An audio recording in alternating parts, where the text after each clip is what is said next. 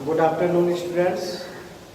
आज जो है कोलिगेटिव प्रॉपर्टीज ऑफ सॉल्यूशन का 5th लेक्चर है। यह क्लास 12 का लेक्चर है और इसमें हम लोग क्लास 12 में क्या पढ़ने जा रहे हैं, कोलिगेटिव प्रॉपर्टीज ऑफ सॉल्यूशन। यह लेक्चर नंबर 5। ओके, आपको हम बताए थे कि कोलिगेटिव प्रॉपर्टी 4 है। एक है relative loading of vapour pressure, दूसरा एलिवेशन ऑफ बॉइलिंग पॉइंट, तीसरा है depression of freezing point and चौथा ऑस्मोटिक प्रेशर।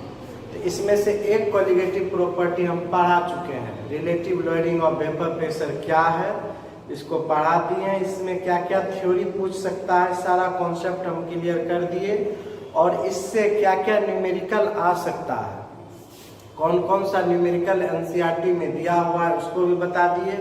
एनसीईआरटी के अलावे जो दूसरा न्यूमेरिकल्स जनरली जो एग्जाम में पूछा जाता है उसको भी हम बता दिए। ओके, तो एक कोलिगेटिव प्रॉपर्टी पढ़ा दी है, relative loading of vapour pressure. आज हम लोग दूसरा पढ़ने जा रहे हैं, elevation of boiling point. Elevation of boiling point आज हम सेकेंड कोलिगेटिव प्रॉपर्टी पढ़ने जा रहे हैं। कोलिगेटिव प्रॉपर्टी किसको कहते हैं हम बता चुके हैं। सॉल्यूशन का वैसा गुण जो सॉल्यूशन में उपस्थित सॉल्यूट पार्टिकल की संख्या पर नंबर पर ना, सॉल्यूट पार्टिकल की नंबर पर सॉल्यूट पार्टिकल की नंबर या सॉलिड पार्टिकल की संख्या पर निर्भर करता है, उसे कोलिगेटिव प्रॉपर्टी कहा जाता है। हम डिटेल से पढ़ा दिए, आप लेक्चर नंबर 1 में देखिएगा कि सॉल्यूट पार्टिकल की संख्या का क्या अर्थ होता है। पार्टिकल की संख्या का अर्थ होता है कि सॉल्यूशन में देखेंगे कि कितना आयन बन गया, सॉल्यूशन में देखेंगे कितना मॉलिक्यूल बन गया, उसकी संख्या को ही हम लोग कोलिगेटिव प्रॉपर्टी कहेंगे। जिसका संख्या सॉल्यूशन में ज़्यादा होगा उसका कोलिगेटिव प्रॉपर्टी ज़्यादा होगा। जिस सॉलिड पार्टिकल का सॉल्यूशन में कण की संख्या कम होगी उसका कोलिगेटिव प्रॉपर्टी कम होगा। यानी कोलिगेटिव प्रॉपर्टी क्या है, सॉल्यूशन का वैसा गुण है जो सॉल्यूशन में उपस्थित सॉलिड पार्टिकल की संख्या सॉलिड पार्टिकल के नंबर पर निर्भर करता है, उसके नेचर पर, उसके भौतिक गुण पर, उसके रासायनिक गुण पर, उसके संरचना पर निर्भर नहीं करता है। तो सॉल्यूशन के ऐसे गुण को कोलिगेटिव प्रॉपर्टी कहा जाता है। तो 4 कोलिगेटिव प्रॉपर्टी में से एक कंप्लीट कर दिए बच्चों। आज हम दूसरा कोलिगेटिव प्रॉपर्टी पढ़ा रहे हैं। इसके पहले उधर 2-3 दिन 11th का क्लास ले रहे थे। चूंकि अभी मैट्रिक पास किया बच्चा तो 11th का भी क्लास लेना जरूरी है, उसका भी क्लास लेते हैं। कोशिश करेंगे कि एक दिन 11 के दें, एक दिन 12 के दें, इस हिसाब से कोशिश करेंगे क्योंकि 11 का भी वीडियो देना जरूरी है।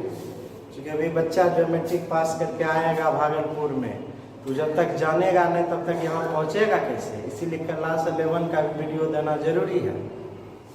क्लास 12 के जो बच्चे हम लोग को पढ़ा ही रहे, इतना दिन से क्लास 12 का ही पढ़ा रहे थे, है ना। अब तो आप लोग का क्लास खुलेगा, आप लोग को आना ही है पढ़ने के लिए। तो बहुत कुछ पढ़ाई दिए हैं, फिर जब ऑफलाइन होगा तो क्लास चलेगा ही। इस तरह से बीच बीच में 12 का भी पढ़ा रहे हैं। इसमें 4 कोलिगेटिव प्रॉपर्टी चारों हम खत्म कर देंगे। आज दूसरा पढ़ने जा रहे हैं, एलिवेशन ऑफ बॉइलिंग पॉइंट, है ना। एलिवेशन ऑफ बॉइलिंग क्लियर, सबको समझना है क्या है नहीं है, एक एक करके फिर कंसेप्ट को दिमाग में रखना है, फिर न्यूमेरिकल आसानी से बन जाएगा। हम देखते हैं स्टूडेंट को थ्योरी का कॉन्सेप्ट नहीं रहता, सिर्फ जो है न्यूमेरिकल बनवा दिया जाता है क्लास में, ताकि स्टूडेंट ये नहीं कहे कि सर न्यूमेरिकल नहीं बताए। जब तक थ्योरी पर टीचर क्लियर कंसेप्ट नहीं देगा तब तक आप न्यूमेरिकल बना भी लेंगे तो कुछ समझ में नहीं आएगा। इसीलिए थ्योरी पर पकड़ होना जरूरी है, समझ रहे हैं ना। एनसीईआरटी बुक पढ़िए, एनसीईआरटी बुक पढ़िए, इन्हें खाली एनसीईआरटी का माला मत जपिए, एनसीईआरटी बुक पढ़िए। टीचर जो पढ़ाते हैं उनको भी कहिए एनसीईआरटी बुक पढ़ाने, या मान लीजिए पढ़ाने में कुछ छूट भी जाता है तो आप अपने से भी पढ़िए। एनसीईआरटी जब तक नहीं पढ़िएगा तब तक कॉन्सेप्ट क्लियर नहीं होगा। आज सेकेंड कोलिगेटिव प्रॉपर्टी हम लोग पढ़ने जा रहे हैं, एलिवेशन ऑफ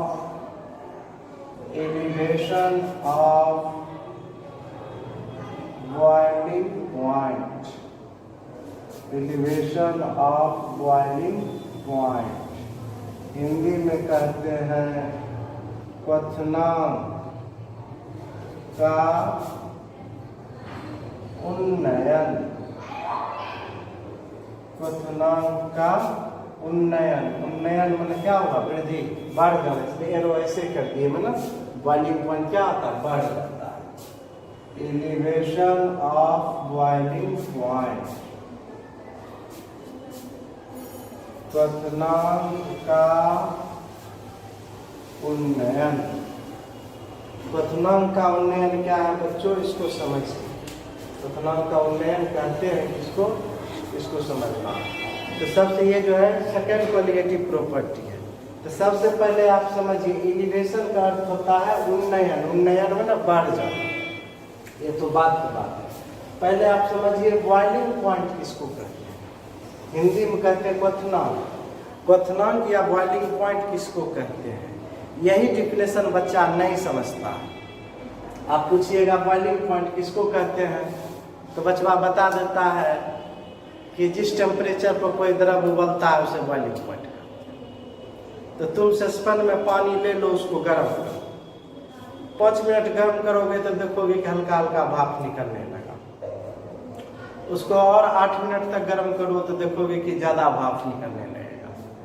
उसको जो है तुम 12 मिनट तक गर्म करोगे, देखोगे और ज़्यादा भाप निकलेगा। 15 मिनट तक जब गर्म करोगे, 20 मिनट तक गर्म करोगे तो और ज़्यादा भाप निकलने लगेगा। तो बताओ बॉइलिंग पॉइंट कब बोलेंगे। इसका मतलब ये जो डिफिनेशन जो लिखा हुआ है बुक में वह क्या है, रॉन्ग। यह डिफिनेशन सही है किसके लिए, 9th-10th के जो बच्चे हैं वो बोलेंगे तो चलेगा कि जिस टेम्परेचर पर कोई द्रव उबलने लगता है उसे बॉइलिंग पॉइंट कहते हैं। हम आपको इस डिफिनेशन को गलत करके बता दिए। कैसे, सस्पेन पर पानी लिए, गर्म किए, 5 मिनट में गर्म करोगे थोड़ा सा भाप निकलेगा, फिर 8 मिनट 10 मिनट गर्म करोगे ज़्यादा भाप निकलेगा, 15 मिनट 20 मिनट करोगे और ज़्यादा भाप निकलेगा। तो बताओ बॉइलिंग पॉइंट कब, डिफिनेशन क्लियर हुआ। तो आज पहले बॉइलिंग पॉइंट का जो है 11-12 क्लास के बच्चे के लिए डिफिनेशन क्या होना चाहिए, बॉइलिंग पॉइंट की डिफिनेशन 12 क्लास के बच्चे के लिए क्या होना चाहिए उसको हम बताने जा रहे हैं। तो बॉइलिंग पॉइंट समझने के पहले आप समझिए एटमॉस्फेरिक प्रेशर किसको कहते हैं, वायुमंडलीय दाब। वायुमंडलीय दाब समझते हो ना, ये एटमॉस्फेयर है, वातावरण है। वातावरण में क्या है, nitrogen gas, oxygen gas, carbon dioxide gas, helium gas, ढेर सारा गैस है। इसके अलावा बैक्टीरिया, वायरस, अलगी, फंजी ढेर सारा है, डस्ट पार्टिकल है, ढेर सारा चीज क्या है वातावरण में है। उसका प्रेशर हमारे ऊपर पड़ता है, उसका प्रेशर हमारे ऊपर पड़ता है, उसी प्रेशर को एटमॉस्फेरिक प्रेशर या वायुमंडलीय दाब कहा जाता है। समझे ही नहीं, पहले वायुमंडल क्या है, एटमॉस्फेयर क्या है, यही नहीं समझ रहे। हमारे ऊपर जो आप देख रहे हैं ये खाली जगह जो है, इसमें बहुत सारा धूलकण है, बैक्टीरिया है, वायरस है, नाइट्रोजन है, कार्बन डाइऑक्साइड है, ढेर सारा गैस है। बहुत चीज़ हम जानते हैं, बहुत चीज़ नहीं भी जानते हैं, बहुत चीज़ इस वातावरण में है। उसका प्रेशर मेरे ऊपर पड़ता है, उसी प्रेशर को एटमॉस्फेरिक प्रेशर या वायुमंडलीय दाब कहते हैं। और जैसे जैसे तुम ऊपर जाओगे, पहाड़ की ओर जाते जाओगे, पहाड़ पर चढ़ोगे तो ये प्रेशर का मान क्या होगा, घटेगा। बोलो घटेगा कि बढ़ेगा, तो नहीं बताओ। जैसे हम जमीन पर है, जमीन से समतल प्लेन लैंड पर है, समतल भूमि पर है, यहाँ से हम जा रहे हैं पहाड़, पहाड़ की ऊंचाई पर चढ़ रहे हैं, चोटी पर। तो जैसे जैसे समतल भूमि से पहाड़ की ओर जाएंगे तो एटमॉस्फेरिक प्रेशर, वायुमंडलीय दाब बढ़ेगा कि घटेगा, पहले हमको ये बता दो क्या होगा जी। घनश्याम कुमार बताओ क्या होगा, तुम बताओ मोहित क्या होगा, बढ़ेगा कि घटेगा, बताओ। घटेगा तो क्यों घटेगा, बढ़ेगा तो क्यों बढ़ेगा। तो जैसे जैसे हम समतल भूमि से पहाड़ की ओर जाएंगे तो वहाँ धूल कण क्या मिलेगा, कम मिलेगा। ऑक्सीजन की मात्रा लैंड की अपेक्षा वहाँ क्या होगी, कम होगी। वहाँ पर जो है ढेर सारा चीज, ढेर सारा कण प्लेन लैंड की अपेक्षा पहाड़ की चोटी पर कम मिलेगा, इसीलिए एटमॉस्फेरिक प्रेशर का मान वहाँ घटेगा। कहने का मतलब प्लेन लैंड से, समतल भूमि से पहाड़ की चोटी की ओर जैसे जैसे हम बढ़ते जाएंगे, वायुमंडलीय दाब का मान, एटमॉस्फेरिक प्रेशर का मान घटते जाएगा। यही कारण है कि आपसे बच्चा सब में क्वेश्चन पूछता होगा कि पहाड़ पर जो खाना बनाते हैं तो वह लेट से बनता है क्यों। दिस इज द रीजन कि पहाड़ पर जब खाना बनाइएगा, आप समतल भूमि जमीन पर खाना बनाइए और वही खाना जो है उतने टेम्परेचर पर बनाइए जाके पहाड़ के चोटी पर, तो देखोगे कि वहाँ खाना लेट से बनेगा और ज़मीन पर जो खाना, समतल भूमि पर खाना जो है जल्दी बनेगा। इसका क्या रीज़न, इसका रीज़न वही है कि पहाड़ की चोटी पर प्रेशर का मान क्या होता है, घट जाता है। पहाड़ की चोटी पर प्रेशर का मान घट जाता है, इसलिए जिसके कारण बॉइलिंग पॉइंट घट जाता है, जिसके कारण लिक्विड का बॉइलिंग पॉइंट, वाटर का बॉइलिंग पॉइंट पहाड़ की चोटी पर क्या होगा, घट जाएगा। जमीन पर पानी जो है 100 डिग्री पर उबलता है, प्लेन लैंड समतल भूमि पर पानी कितना डिग्री पर उबल रहा है, 100 डिग्री पर। और जैसे ही पहाड़ की चोटी पर जाओगे तो वहाँ जो है वाटर का बॉइलिंग पॉइंट यानी वाटर कम में पर उबलेगा। क्यों उबलेगा देखेंगे, वही तो पढ़ना है, वही समझना। वहाँ वाटर कम टेम्परेचर पर उबलेगा, तो कम टेम्परेचर पर उबलेगा तो उसमें भी कोई भी चीज़, चावल दाल जो डालेंगे वह क्या होगा, लेट से बनेगा। यही कारण है कि पहाड़ पर जो है प्रेशर का मान घट जाता है, जिसके कारण बॉइलिंग पॉइंट का मान घट जाता है। अब बॉइलिंग पॉइंट लिक्विड पे घट जाता है, इसीलिए खाना पहाड़ पर लेट से बनता है। क्लियर हुआ कंसेप्ट। आपसे पूछेगा पहाड़ पर खाना लेट से क्यों बनता है, जवाब दे दोगे तो आगे जैसे जैसे पहाड़ की चोटी की ओर जाते हैं तो वहाँ एटमॉस्फेरिक प्रेशर का मान घटता है, जिसके कारण द्रव का बॉइलिंग पॉइंट घटेगा। इसके कारण कोई भी चावल दाल उस पानी में डालेंगे तो वह क्या होगा, लेट से सीझेगा, अर्थात खाना पहाड़ पर लेट से। क्लियर। अब हम प्लेन भूमि से चले जाएंगे कहाँ, पानी। मान लो गंगा जी गए, गंगा जी पानी में हम जा रहे हैं, गहराई में जा रहे हैं। तो जैसे जैसे गहराई की ओर हम जाते जाएंगे पानी में, वैसे वैसे प्रेशर का मान बढ़ेगा कि घटेगा, बताओ पुनः। यहाँ पर प्रेशर का मान बढ़ेगा। क्यों बढ़ेगा, एक तो वायुमंडलीय दाब तो है ही, इसके अलावा पानी के अंदर जैसे जैसे हम गहराई में जाएंगे तो पानी का प्रेशर भी मेरे ऊपर पड़ेगा। एक तो वायुमंडलीय दाब है ही, और उसके साथ साथ वाटर का भी प्रेशर मेरे ऊपर पड़ेगा। तो नेट प्रेशर क्या हुआ कि जैसे जैसे पानी के गहराई में हम जाते जाएंगे प्रेशर का मान बढ़ते जाएंगे। ध्यान देना कि वाटर प्लेन लैंड पर जितना प्रेशर है, पहाड़ की चोटी पर प्रेशर का मान क्या होगा, कम होगा। अब प्लेन लैंड से पानी में हम जाएंगे, जैसे जैसे गहराई में हम जाएंगे वहाँ पर प्रेशर का मान क्या होगा, बढ़ेगा। क्लियर हो गया। तो अब एटमॉस्फेरिक प्रेशर क्या है समझिएगा। एटमॉस्फेयर बता ही दिए, ये वायुमंडल जो है इसका हमारे ऊपर प्रेशर पड़ता है, उसी प्रेशर को एटमॉस्फेरिक प्रेशर कहते हैं। तो एटमॉस्फेरिक प्रेशर मान लिया गया कितना, 1 एटीएम। 1 एटीएम या 760 मिलीमीटर Hg को एक वायुमंडलीय दाब या एक एटमॉस्फेरिक प्रेशर मान लिया गया है ना। या 1 atmosphere equal to 760 millimetre Hg equal to होता है 1.013 इंटू 10⁵ पास्कल, या इसी को कहते हैं न्यूटन मीटर स्क्वायर, या इसी को कहते हैं 1.013 बार। प्रेशर का ढेर सारा यूनिट है, एटमॉस्फेयर भी है, मिलीमीटर Hg भी है, पास्कल भी है, न्यूटन बाय मीटर स्क्वायर भी है, न्यूटन पर मीटर स्क्वायर भी है, और बार भी है। यह चारों पांचों क्या है, प्रेशर का यूनिट है। तो अब एटमॉस्फेरिक प्रेशर होता है कितना, तो वो एक एटमॉस्फेरिक प्रेशर जो है माना गया 1 atm, जो बराबर होता है 760 मिलीमीटर Hg के, जो बराबर होगा 1.013 गुना 10⁵ पास्कल के, जो बराबर होगा किसके 1.013 बार के। ओके, तो ये सभी क्या कहलाते हैं एटमॉस्फेरिक प्रेशर। तो पहले आप समझिए एटमॉस्फेरिक प्रेशर है क्या।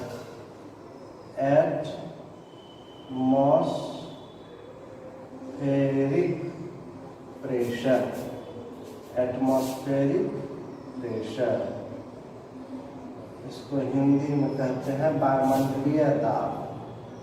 वायुमंडलीय दाब। एटमॉस्फेरिक प्रेशर कितना माना गया है बच्चों 1 atm।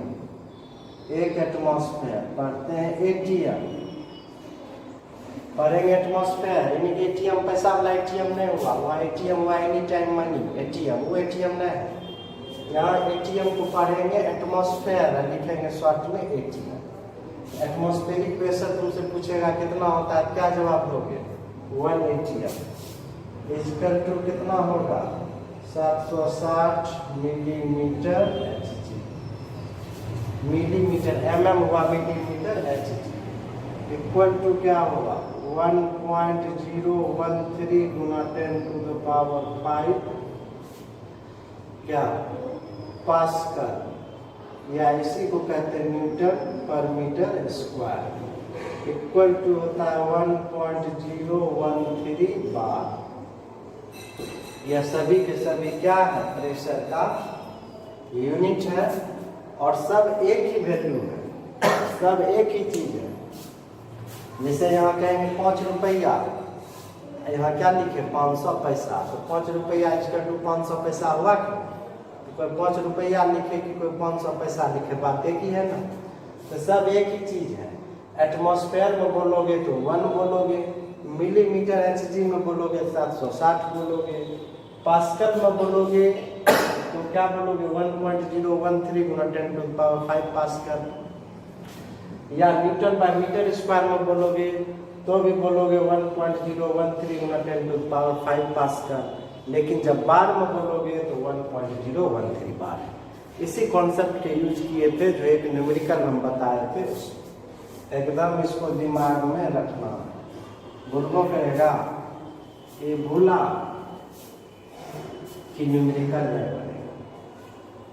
क्लियर हो गया। अब तुम जानता होगा कि वाटर का बॉइलिंग पॉइंट कितना होता है, बताओ सब बच्चा जानता है वाटर का बॉइलिंग पॉइंट कितना होता है, बताइए। ये तो 8-9 के भी बच्चा जानता है कि वाटर का बॉइलिंग पॉइंट कितना होता है 100 डिग्री, सब कोई जानता है ना।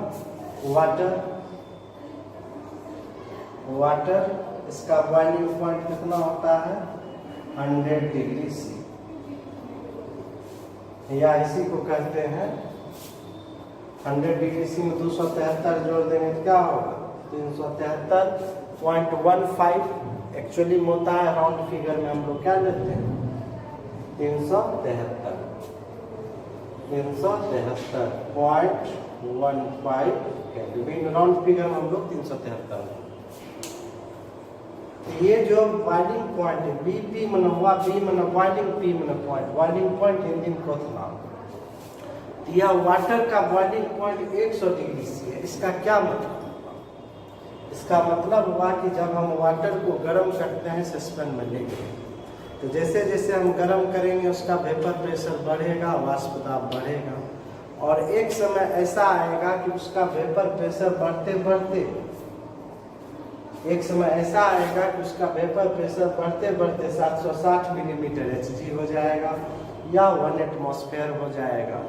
तो जिस समय वाटर का वेपर प्रेशर 760 मिलीमीटर Hg हो जाएगा उस समय हम देखेंगे टेम्परेचर कितना, उस समय हम देखेंगे टेम्परेचर कितना।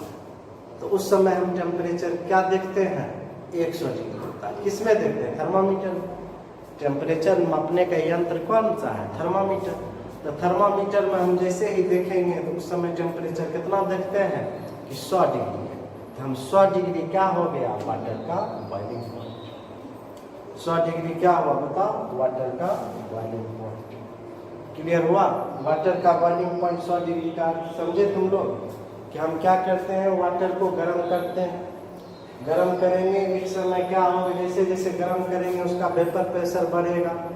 ज़्यादा गर्म करेंगे ज़्यादा वेपर बनेगा, और ज़्यादा वेपर बनेगा तो वेपर प्रेशर भी ज़्यादा होगा, और एक समय उसका वेपर प्रेशर बढ़ते बढ़ते बढ़ते क्या हो जाएगा 760 मिलीमीटर Hg हो जाएगा। अब कहोगे सर हम 760 कैसे जानेंगे कि यह हो गया? तो प्रेशर मापने का जो इंस्ट्रूमेंट है मैनोमीटर के द्वारा नापते हैं। प्रेशर गॉज के द्वारा भी प्रेशर मापा जाता है। प्रेशर गॉज क्या है? एक यंत्र है, एक इंस्ट्रूमेंट है जिसके द्वारा प्रेशर मापते हैं, और जिस समय प्रेशर गॉज में प्रेशर क्या हो जाएगा 760 मिलीमीटर Hg हो जाएगा, मतलब एटमॉस्फेरिक प्रेशर के बराबर हो जाएगा। उस समय देखेंगे कि थर्मामीटर में टेम्परेचर कितना है। यदि वाटर है तो टेम्परेचर कितना है 373.15 केल्विन है, इसीलिए 373.15 या 0 डिग्री C को वाटर का बॉइलिंग पॉइंट कहा जाता है। आया समझ में? 100 डिग्री का मतलब ये हो गया कि प्रेशर है 760 मिलीमीटर Hg है। बार में बात करेंगे तो इतना है, पास्कल में बात करेंगे तो इतना है, एटमॉस्फेयर में बात करेंगे तो ये अंडरस्टूड है कि 100 डिग्री वाटर का बॉइलिंग पॉइंट का मतलब है उसमें प्रेशर है, उसको बता दीजिए। तो बॉइलिंग पॉइंट क्या है बच्चों, समझ में आ ही गया होगा आप लोग को। वही देखो बेंजीन है, बेंजीन भी तो लिक्विड है। इसका होता है 353.3 केल्विन। बेंजीन का बॉइलिंग पॉइंट कितना है बताओ? 353.3 केल्विन। वही देखो इथाइल अल्कोहल है, C2H5OH इथाइल अल्कोहल। इसका बॉइलिंग पॉइंट कितना है 351.5 केल्विन। इथाइल अल्कोहल का बॉइलिंग पॉइंट कितना है 351 केल्विन। तो इसका क्या अर्थ हुआ? इसका अर्थ यही हुआ कि यदि बेंजीन है C6H6, हम बेंजीन को गर्म करेंगे तो इसका क्या होगा, वेपर बनेगा, वेपर बढ़ेगा, वेपर प्रेशर भी बढ़ेगा, और वेपर प्रेशर एक समय बढ़ते बढ़ते बढ़ते क्या हो जाएगा 760 मिलीमीटर Hg के बराबर हो जाएगा। इसमें देखेंगे प्रेशर गॉज में देखेंगे 760 मिलीमीटर Hg के बराबर हो जाएगा। तो उस समय देखेंगे थर्मामीटर में टेम्परेचर कितना है।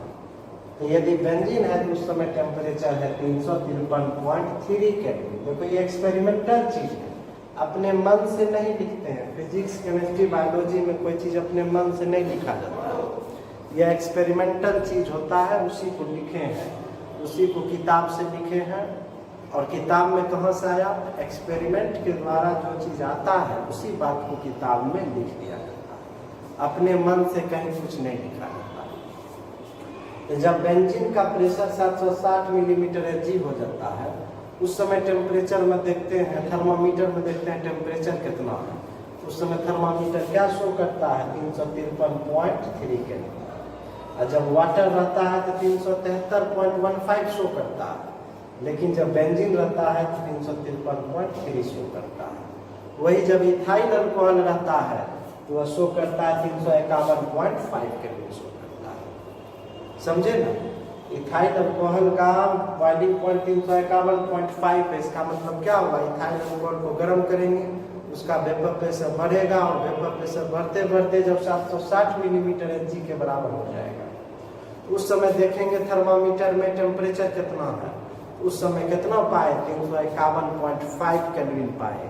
इसीलिए 351.5 केल्विन को इथाइल अल्कोहल का बॉइलिंग पॉइंट कहा जाता है। 353.3 केल्विन को बेंजीन का बॉइलिंग पॉइंट कहा जाता है।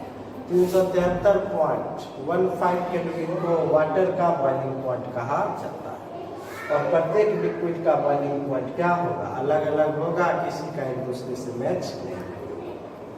तो बॉइलिंग पॉइंट क्या है समझ में आ ही गया होगा बच्चों, कि हम किसी लिक्विड को गर्म करेंगे तो गर्म करेंगे तो क्या होगा, उसका वेपर प्रेशर बढ़ेगा और एक समय वेपर प्रेशर बढ़ते बढ़ते बढ़ते बढ़ते एटमॉस्फेरिक प्रेशर के बराबर हो जाएगा। उस समय जो टेम्परेचर रहेगा उसी टेम्परेचर को बॉइलिंग पॉइंट कहते हैं। उसी टेम्परेचर को क्या कहते हैं बताओ, बॉइलिंग पॉइंट कहते हैं ना। अब बॉइलिंग पॉइंट का डिफिनेशन पहले हमको बॉइलिंग पॉइंट समझना है, तब समझ में आएगा इंडिकेशन ऑफ बॉइलिंग पॉइंट।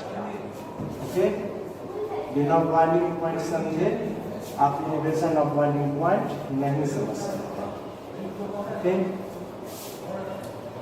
तो बॉइलिंग पॉइंट हम बहुत अच्छा से समझाए हैं आपको, एग्जाम्पल दे देके। एकदम एक्सपेरिमेंटल वैल्यू है, मेल्टिंग पॉइंट, बॉइलिंग पॉइंट, ये सब experimental value. Okay, boiling point क्या है पहले इसको बता देते हैं। The temperature at which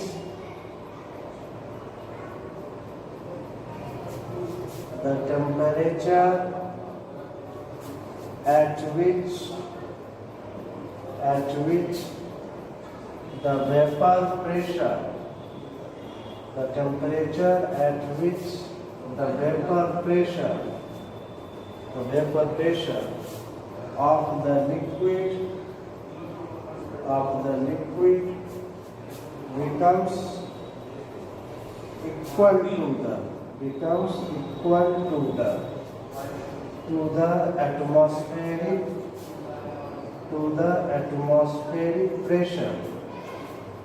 the atmospheric pressure is called boiling point. Short में लिखते हैं बीपी ऑफ। ओके, लिखते हैं वह ताप जिस पर किसी द्रव का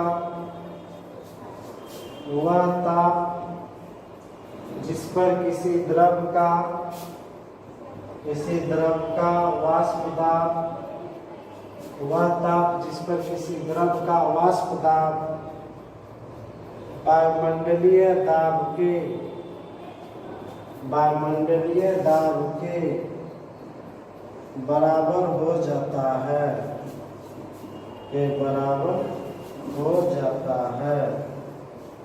उसे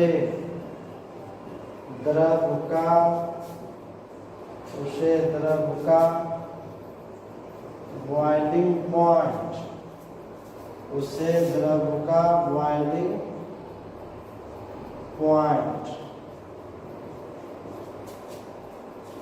पॉइंट हिंदी में क्या कहेंगे, पथ नाम कहा जाता है। वही लिख दिए हैं, समझाने के सब बात समझा दिए, लिख दिए हैं। The temperature at which the vapour pressure of the liquid becomes equal to the atmospheric pressure is called boiling point of liquid. Okay, वह ताप जिस पर किसी द्रव का वाष्प दाब वायुमंडलीय दाब के बराबर हो जाता है, उसे उस द्रव का बॉइलिंग पॉइंट कहा जाता है। क्लियर हो गया? एग्जांपल हम दिए ही हैं ना कि वाटर है, वाटर का boiling point 100 degree C, water का बॉइलिंग पॉइंट 100 डिग्री सी है। इसका मतलब क्या हुआ कि 100 डिग्री सी है, इसका मतलब क्या हुआ कि जिस समय वाटर का बॉइलिंग पॉइंट हम 100 डिग्री सी कहते हैं, इसका मतलब क्या हुआ? इसका मतलब हुआ कि इस समय प्रेशर जो है 760 मिलीमीटर Hg है। उस समय प्रेशर कितना है? 760 मिलीमीटर Hg है। और उस समय टेम्परेचर कितना है? 100 डिग्री सी। इसीलिए 100 डिग्री को वाटर का बॉइलिंग पॉइंट कहते हैं। पी जो है प्रेशर को जनरली पी से डिनोट करते हैं, टेम्परेचर को टी से डिनोट करते हैं। तो वाटर का बॉइलिंग पॉइंट 100 डिग्री है, 100 डिग्री सी। इसका क्या अर्थ हुआ? इसका अर्थ हुआ कि उस समय प्रेशर जो है कितना है? 760 मिलीमीटर Hg है। और उस समय टेम्परेचर कितना है 100 डिग्री सी है, इसीलिए 100 डिग्री सी को वाटर का बॉइलिंग पॉइंट कहा जाता है। यहाँ तक तो आप समझ गए होंगे बच्चों। अब तक हम इसको ग्राफ से जब बताएंगे तब क्लियर समझ लिया, अभी तक आपको उतना बढ़िया से समझ में नहीं आया। इसको हम क्लियर करते हैं ग्राफ से। इसको उतारिए, पहले बॉइलिंग पॉइंट समझा देंगे, तब आपको समझाएंगे एलिवेशन ऑफ बॉइलिंग पॉइंट क्या है। यह दूसरा कोलिगेटिव प्रॉपर्टी है। Okay, this is the second colligative property.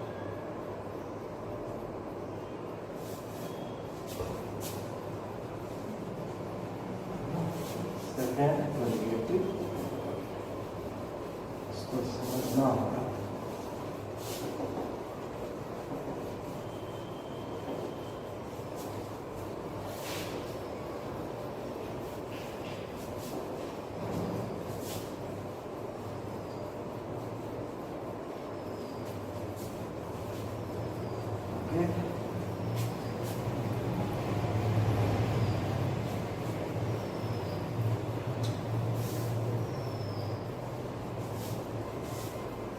तो बॉइलिंग पॉइंट समझ गया होगा बच्चों, याद रहेगा। एटमॉस्फेरिक प्रेशर क्या होता है, वायुमंडलीय दाब कितना होता है, हम याद रखना 760 millimetre H G, 760 millimetre H G, यही हुआ तुम्हारा वायुमंडलीय दाब।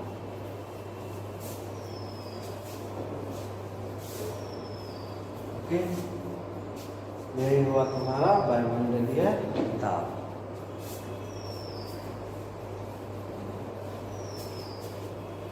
अब देखिए हम ग्राफ से क्लियर,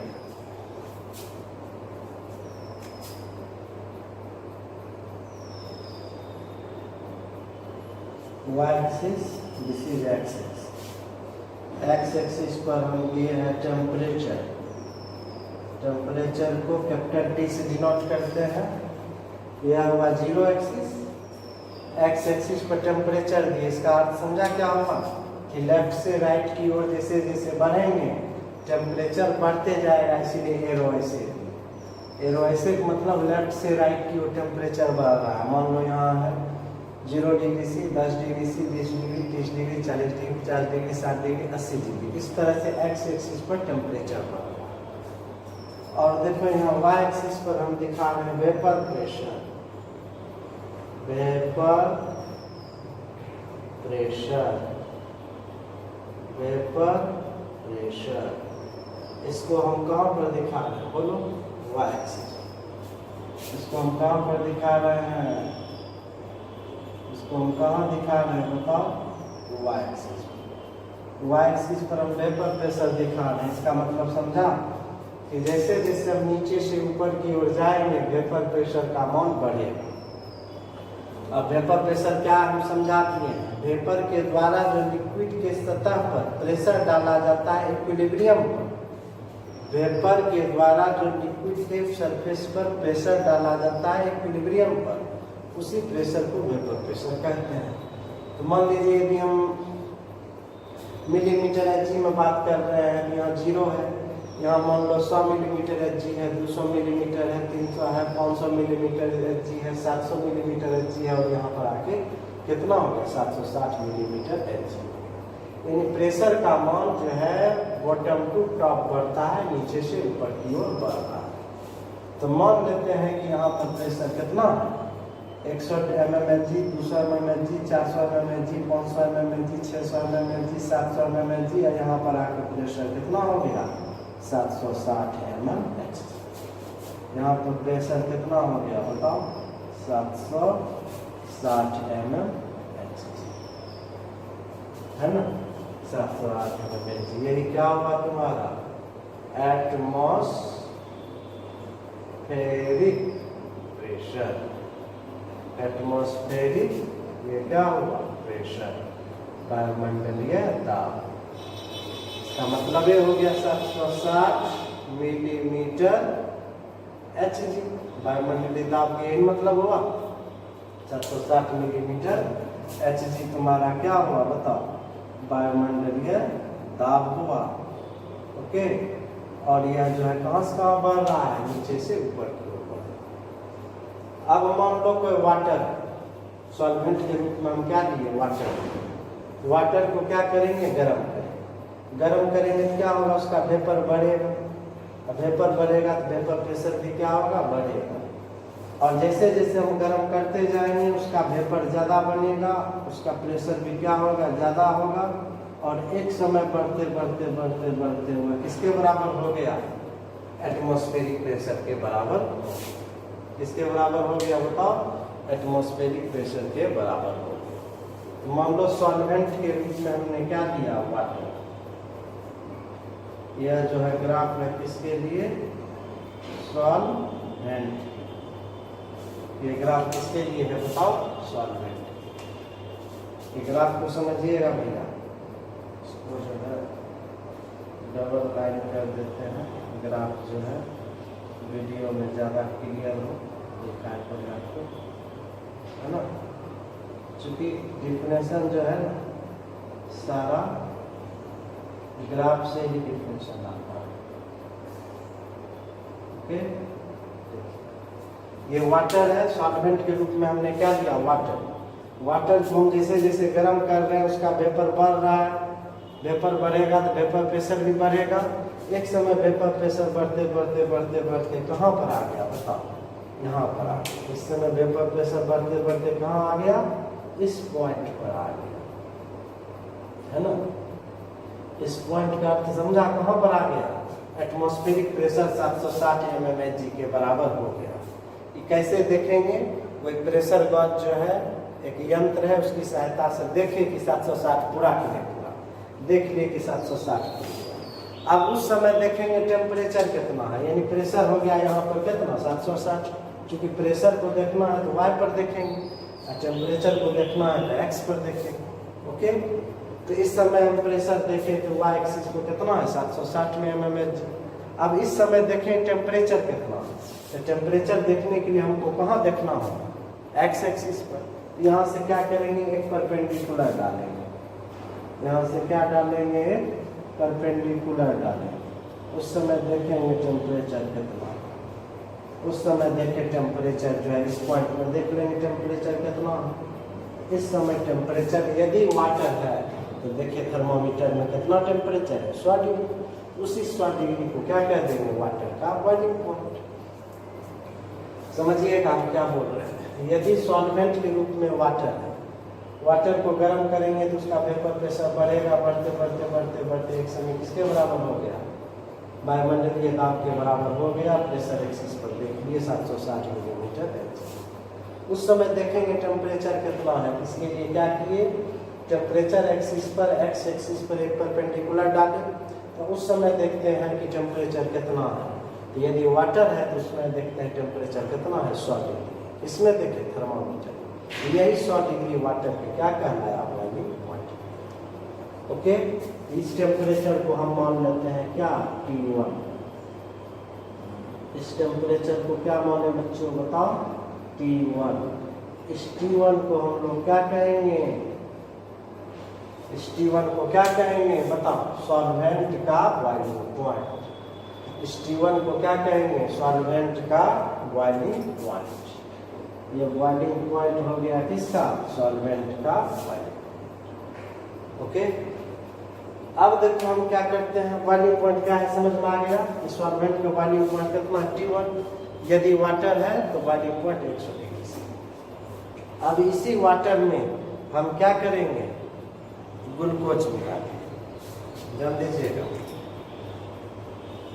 ये वाटर है, सॉल्वेंट के रूप में हम क्या दिए, वाटर। इसमें हम क्या मिला दिए, ग्लूकोज मिला दिए, ग्लूकोज मिला दिए।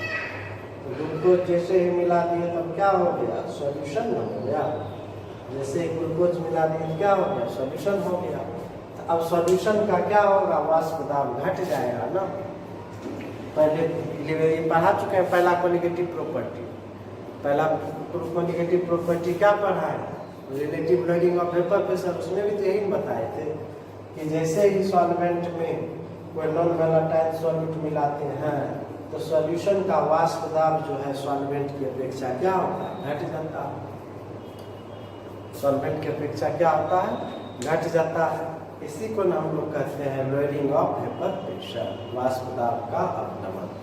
उसी प्रकार से यहाँ वाटर में जैसे ही ग्लूकोज मिलाएंगे, इसका वेपर प्रेशर पहले 760 था, देखो पहले 760 था, यहाँ पर था। अब इसका वेपर प्रेशर घट के मान लो कहाँ आ गया, पहले वेपर प्रेशर यहाँ था, अब यहाँ से घट के मान लो कहाँ आ गया, यहाँ पर। ठीक है, कहाँ पर आ गया, यहाँ पर आ गया। पहले वेपर प्रेशर यहाँ था, अब वेपर प्रेशर जो है यहाँ से घट के कहाँ आ गया बच्चों, तुम्हारा यहाँ पर आ गया। अब तो यह सॉल्यूशन नहीं रहा, पहले ये क्या था सॉल्वेंट, जैसे ही मिला दिए क्या हो गया सॉल्यूशन। पहले यहाँ था वेपर प्रेशर, अब घट के यहाँ आ गया। क्यों आ गया, तो पहला कोलिगेटिव प्रॉपर्टी पढ़ा दी। जैसे ही कोई सॉल्यूट मिला देंगे तो वह उसके ऊपरी सतह पर सॉल्यूट सॉल्वेंट दोनों हो जाएगा। चूंकि सॉल्यूट जो है ग्लूकोज तो नॉन वोलेटाइल है, अब जब भी वोलेटाइल होगा वाटर मॉलिक्यूल ना, तो वाटर मॉलिक्यूल की संख्या इसके ऊपरी सतह पर घट जाएगा, इसलिए वेपर कम बनेगा, वेपर कम बनेगा, वेपर प्रेशर भी कम होगा, इसीलिए वेपर प्रेशर वहाँ से घट के यहाँ आ गया। यहाँ से घट के क्या आ गया, है ना, यहाँ से घट के यहाँ आ गया। ओके,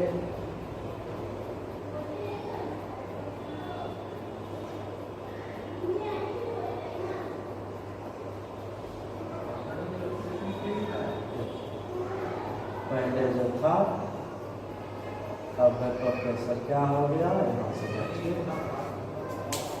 क्लियर, आया समझ में। पहले वेपर प्रेशर यहाँ था, और जैसे ही हम ग्लूकोज मिला दिए तो वेपर प्रेशर यहाँ से घट के क्या आ गया। तब क्या करेंगे, बॉइलिंग पॉइंट की तो डेफिनेशन यही बताए हैं। बॉइलिंग पॉइंट की डेफिनेशन क्या बताए हैं, जिस ताप पर लिक्विड का वेपर प्रेशर एटमॉस्फेरिक प्रेशर के बराबर हो जाए। अब तो एटमॉस्फेरिक प्रेशर बाहर नहीं, यहाँ रहता तब ना एटमॉस्फेरिक प्रेशर होता, अब यहाँ से घट के आ गया यहाँ। इसका वेपर प्रेशर क्या हुआ बताओ, पहले की तुलना में घट गया ना, पहले की तुलना में क्या हुआ, घट गया। तब क्या करेंगे, अब क्या करेंगे, अब हम फिर पुनः इसको क्या करेंगे, गर्म करेंगे। पुनः इसको क्या करेंगे, गर्म करेंगे। ज़्यादा देर तक जब गर्म करेंगे तो क्या होगा, ज़्यादा वेपर बनेगा।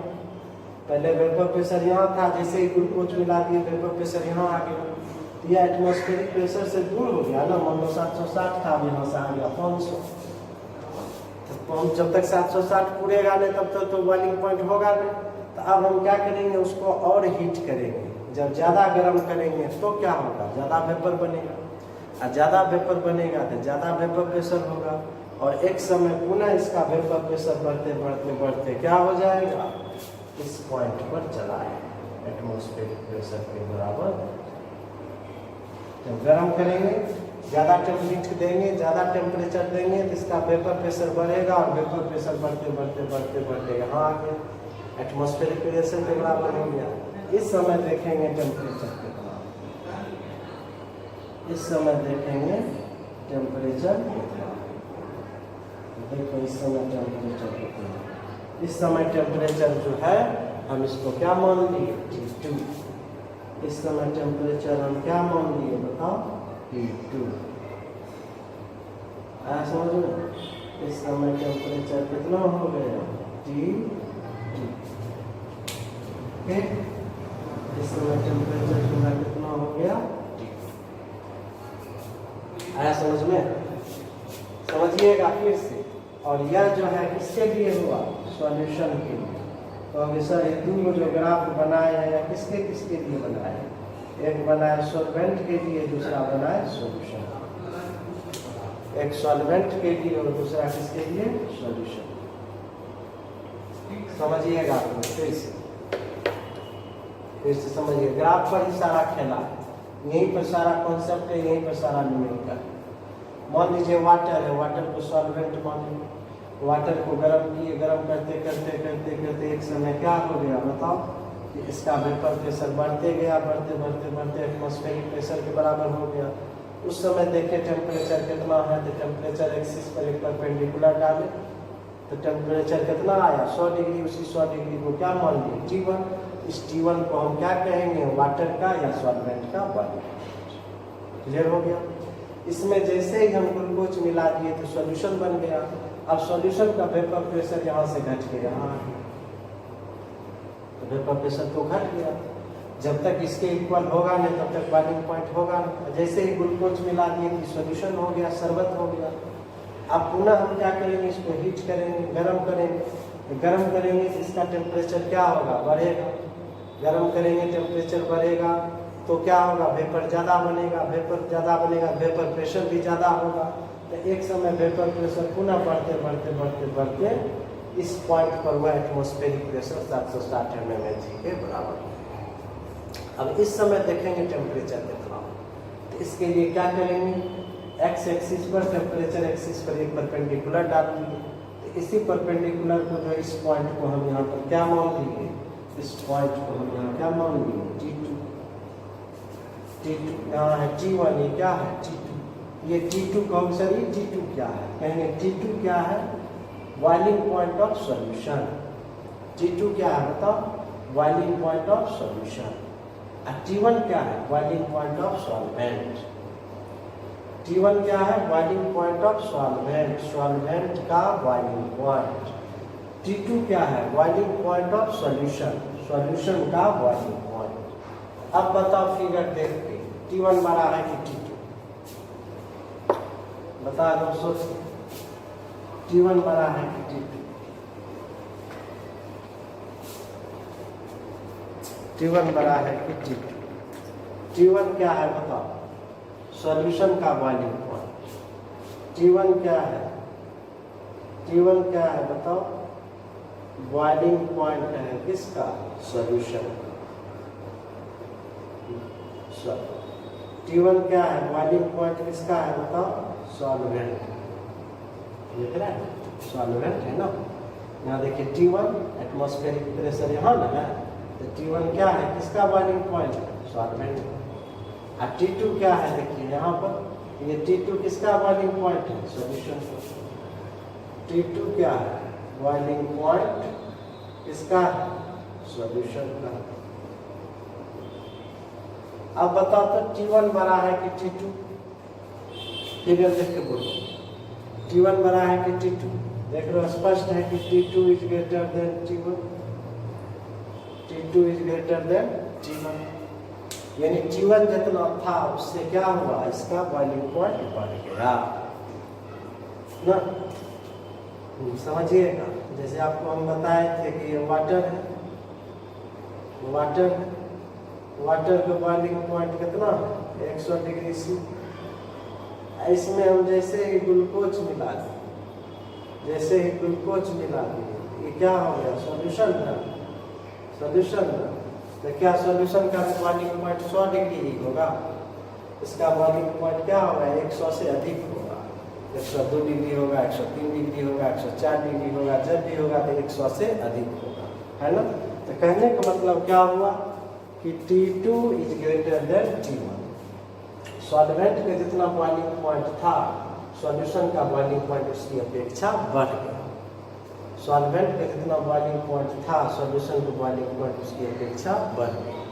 तो बॉइलिंग पॉइंट में इसी वृद्धि को, बॉइलिंग पॉइंट में इसी वृद्धि को एलिवेशन ऑफ बॉइलिंग पॉइंट कहा जाता है। बॉइलिंग पॉइंट में इसी वृद्धि को क्या कहते हैं, एलिवेशन ऑफ बॉइलिंग पॉइंट कहा जाता है, जिसको हम लोग डिनोट करते हैं डेल्टा टीवी से। जिससे डिनोट करते हैं डेल्टा टीवी से, समझ में, जिसको हम लोग डिनोट करेंगे किससे, डेल्टा टीवी से। बी मनोवा वाई, डेल्टा टीवी से, समझिएगा, समझिएगा। T1 क्या है, देखो T1 क्या है, सॉल्वेंट का बॉइलिंग पॉइंट। T2 क्या है, सॉल्यूशन का बॉइलिंग पॉइंट। क्योंकि T2 जो है T1 से अधिक, कहने का मतलब सॉल्वेंट के जितना बॉइलिंग पॉइंट था उससे उससे सॉल्यूशन का बॉइलिंग पॉइंट पहले से क्या हो गया, बढ़ गया। तो बॉइलिंग पॉइंट में इसी वृद्धि को एलिवेशन ऑफ बॉइलिंग पॉइंट कहा जाता है। यानी डेल्टा टी भी क्या होगा बताओ, T2 माइनस T1। ये मान लो 100 डिग्री है, ये हो गया 102 डिग्री ना, ये हुआ T2, ये क्या हुआ T1। तो पहले था 100 डिग्री, बाद में हो गया 102 डिग्री। तो कितना से बढ़ा, 2 डिग्री से बढ़ा ना। पहले वाटर के 100 डिग्री था, बाद में हो गया 102 डिग्री।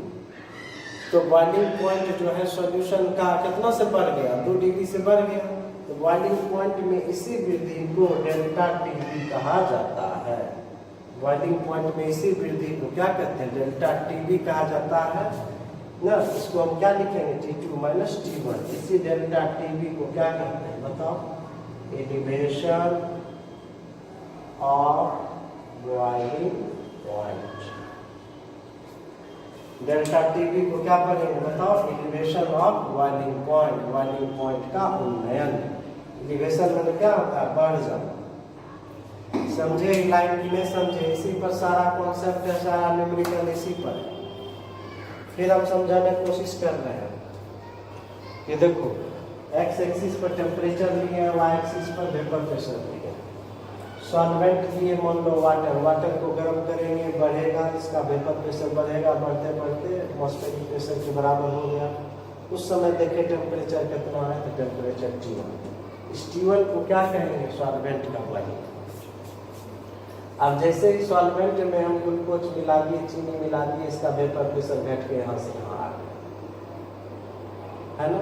तो इसके लिए क्या करना होगा, हमको ज़्यादा हीट करना होगा ताकि इसका again vapour pressure atmospheric pressure के बराबर हो जाए। तो और ज़्यादा हीट करेंगे तो इसका वेपर प्रेशर बढ़ेगा, एक समय बढ़ते बढ़ते बढ़ते एटमॉस्फेरिक प्रेशर के बराबर हो गया। इस समय देखें टेम्परेचर कितना है, तो T2 है। इस T2 को क्या कहेंगे, boiling point of solution. Solution का बॉइलिंग पॉइंट कहेंगे। तो फिगर से स्पष्ट है कि T2 is greater than T1। T2 is greater than T1, है ना। तो कितना से सॉल्यूशन का बॉइलिंग पॉइंट बढ़ गया, पहले था 100, बाद में हो गया 102 ना। तो ये हुआ T2, आई क्या हुआ T1। T2 माइनस T1, इसी को मैथमेटिकली लिखते हैं डेल्टा TB। इसको पढ़ते डेल्टा T मैंने टेम्परेचर, B मैंने बॉइलिंग। तो डेल्टा TB को ही हम लोग कहते हैं एलिवेशन ऑफ बॉइलिंग। क्या कहते हैं बताओ, एलिवेशन ऑफ बॉइलिंग। क्लियर हो गया। अब इसी बात को लिखते हैं, इसी बात को लिखते हैं।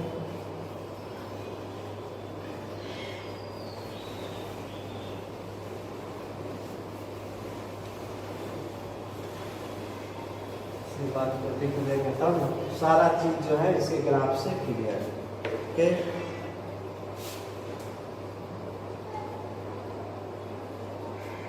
इसको भी मिटा दें क्या, इसको भी मिटा देते हैं। सब बात को आप समझ ही गए, इस बात को लिखेंगे, थोड़ा सा लैंग्वेज की यूज करेंगे।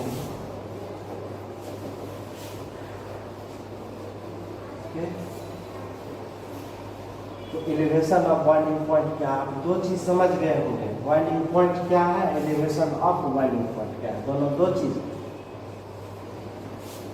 चीज आप समझे। आपको हम दो चीज पढ़ाए, आपको दो चीज पढ़ाए कि बॉइलिंग पॉइंट क्या है, एलिवेशन ऑफ बॉइलिंग पॉइंट क्या है, दोनों बता रहे। बॉइलिंग पॉइंट है जिस टेम्परेचर पर लिक्विड का वेपर प्रेशर एटमॉस्फेरिक प्रेशर के बराबर होगा, उसको कहेंगे बॉइलिंग पॉइंट। और सॉल्वेंट में जैसे ही सॉल्यूट नॉन वोलेटाइल सॉल्यूट मिलाए तो उसका बॉइलिंग पॉइंट सॉल्वेंट की अपेक्षा बढ़ गया। तो बॉइलिंग पॉइंट में इसी वृद्धि को एलिवेशन ऑफ बॉइलिंग पॉइंट या क्वथनांक का उन्नयन कहा जाता है। देखिए, when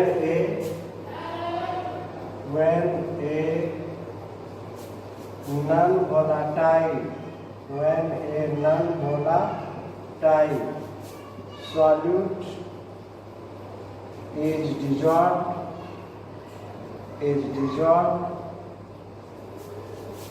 in the solvent when a non-volatile solute is dissolved in the solvent, the vapor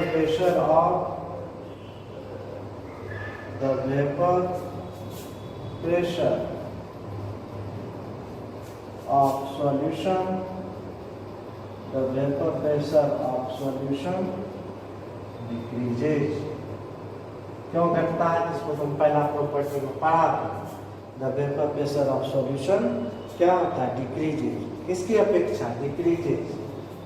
then decreases then the vapour, then होना अपेक्षा, THA देन होना अपेक्षा, या क्या कर सकते हो? Solution decreases in comparison to the vapour pressure of solvent. आप ऐसे भी बोल सकते हो, the vapour pressure of solution decreases then मतलब अपेक्षा, then the vapour pressure of solvent की अपेक्षा सॉल्यूशन का वेपर प्रेशर क्या होता है? घट जाता है। वही बात, जो बात फिगर में लिखे हैं ना, दिखाए हैं, उसी बात को लैंग्वेज में लिखे। When a non-volatile solute is dissolved in a solvent, the vapor pressure of solution decreases. Then the vapor pressure of solvent or pure solvent, no? So more heat is required. So more heat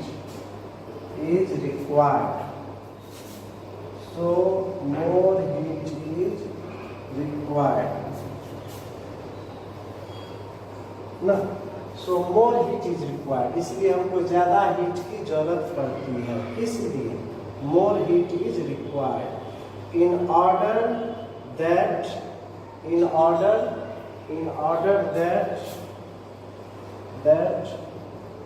its vapor pressure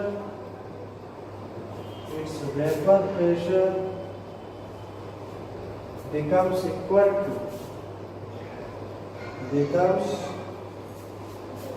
equal to atmospheric pressure।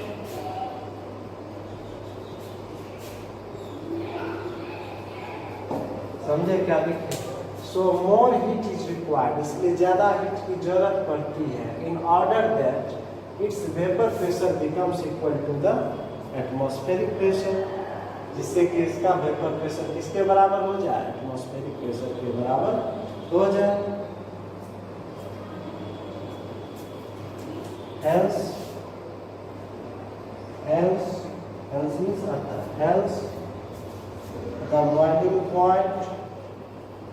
Hence the boiling point of solution increases।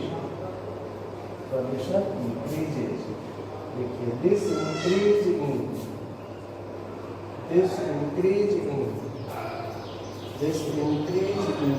boiling point is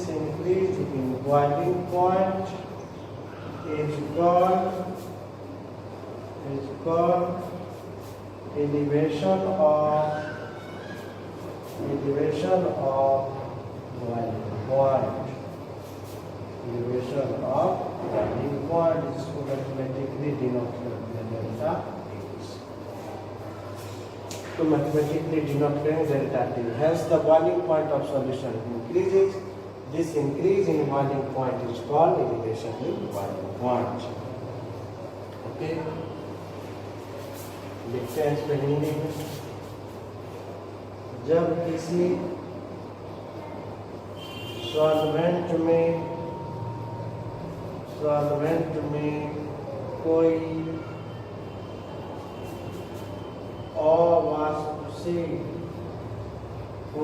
अवाष्पशील solute मिलाया जाता है तो solution का वाष्प दाब solvent की की अपेक्षा घट जाता है, सॉल्वेंट की अपेक्षा नहीं होता है, सॉल्वेंट की अपेक्षा क्या होता है, घट जाता है। ओके, किसी द्रव का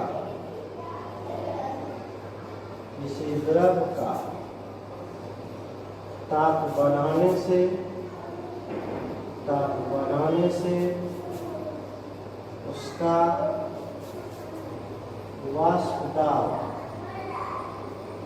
वाष्प दाब क्या होगा, बढ़ेगा ना।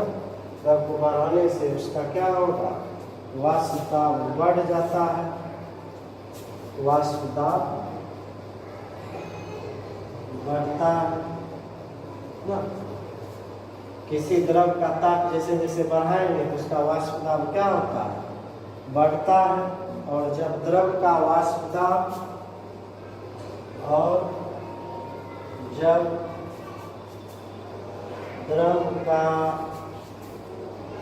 वाष्प दाब वायुमंडलीय दाब के बराबर, वायुमंडलीय दाब के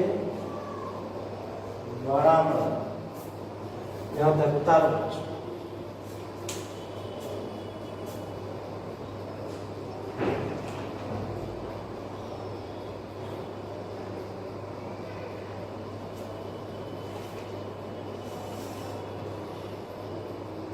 इसको अंग्रेजी में एक बार सुन लो।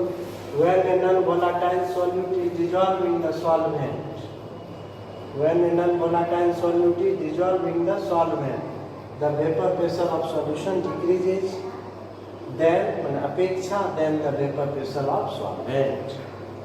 ओके, जब किसी द्रव में कोई अवाष्पशील सॉल्यूट मिलाया जाता है उसका वेपर प्रेशर सॉल्वेंट की तुलना में घट जाता है। सो मोर हीट इज रिक्वायर्ड, अतः हमें अधिक हीट की आवश्यकता होती है। किस लिए, इन ऑर्डर दैट, जिससे कि इट्स वेपर प्रेशर, इसका vapour pressure becomes equal to the atmospheric pressure, जिससे कि इसका वेपर प्रेशर क्या हो जाए, अगेन एटमॉस्फेरिक प्रेशर के बराबर हो जाए। इसके लिए हमको ज़्यादा हीट देना पड़ा, इसलिए hence the boiling point of solution increases, इसीलिए सॉल्यूशन का बॉइलिंग पॉइंट क्या होता है, बढ़ जाता है। तो this increase in boiling point is called, elevation of boiling point. Boiling point में इसी वृद्धि को एलिवेशन ऑफ बॉइलिंग पॉइंट कहा जाता है। क्लियर हो गया। इसी बात को हिंदी में लिख रहे हैं कि जब किसी सॉल्वेंट में कोई अवाष्पशील सॉल्यूट मिलाया जाता है तो सॉल्यूशन का वाष्प दाब सॉल्वेंट की अपेक्षा घट जाता है। यहाँ तक तो क्लियर है।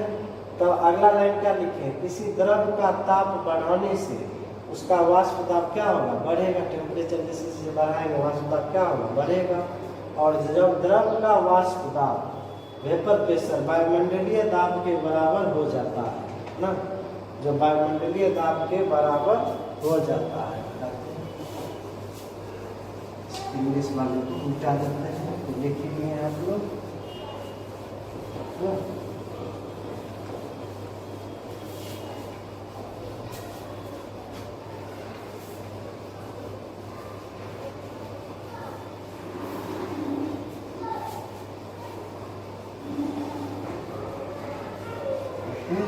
इसको जो है समझना इसे कैसे कर रहे हैं।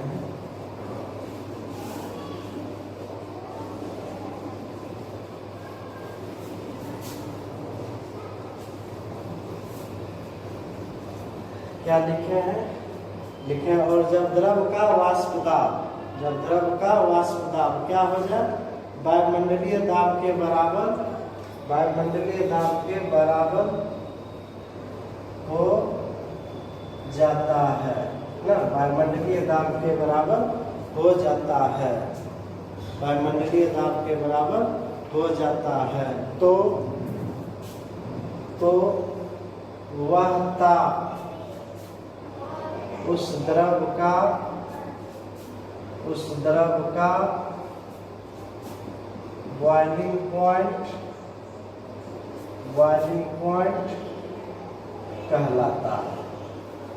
तो वह ताप क्या होगा, उस द्रव का बॉइलिंग पॉइंट कहलाता है। अतः सॉल्यूशन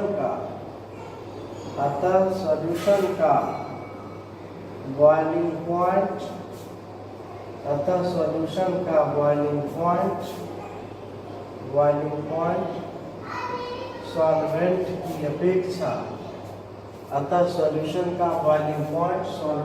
की अपेक्षा बढ़ जाता है।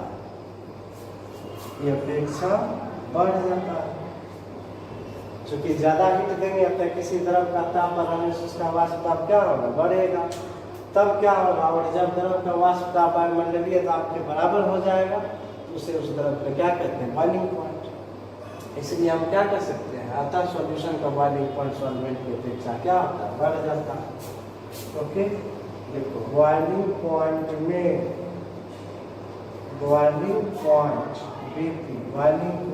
में इसी वृद्धि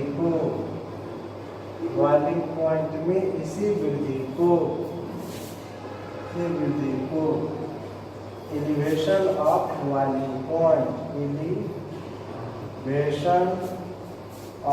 बॉइलिंग पॉइंट क्वथनांक का उन्नयन कहा जाता है। आपको एग्जाम में पूछता है क्वथनांक का उन्नयन क्या है, यहाँ तक लिखिएगा, ग्राफ बना दीजिएगा इसके लिए। आपको एग्जाम में आएगा कि क्वथनांक का उन्नयन क्या है, what is the elevation of boiling point. Graph बना दीजिएगा, यहाँ से स्टार्ट कीजिएगा, यहाँ तक लिखिएगा और आगे। क्लियर हो गया? फिर समझा देते हैं। कहते हैं जब किसी सॉल्वेंट में कोई अवाष्पशील सॉल्यूट मिलाया जाता है तो सॉल्वेंट तो सॉल्यूशन का वाष्प दाब सॉल्वेंट की अपेक्षा घट जाता है। यहाँ तक क्लियर है? किसी द्रव का ताप बढ़ाने से उसका वाष्प दाब बढ़ता है, और जब द्रव का वाष्प दाब वायुमंडलीय दाब के बराबर हो जाता है तो वह ताप उस सॉल्यूशन को क्या हुआ, बॉइलिंग पॉइंट कहलाता है, यानी सॉल्यूशन का बॉइलिंग पॉइंट हो गया। अतः सॉल्यूशन का बॉइलिंग पॉइंट सॉल्वेंट की अपेक्षा क्या होता है, बढ़ जाता है। बॉइलिंग पॉइंट में इसी वृद्धि को एलिवेशन ऑफ बॉइलिंग पॉइंट कहा। अब देखो इसका मैथमेटिकली देखोगे फटफट से बता है। इसका मैथमेटिकली देखो इसी बात को, फिर क्वेश्चन कैसे कैसे आएगा उसको हम बताएंगे। क्वेश्चन पूछने का 4-5 तरीका, सब तरीका को हम लोग पढ़ेंगे। इसी बात को हम लोग मैथमेटिकली एक्सप्लेन करेंगे। ग्राफ से हम आपको बता चुके हैं।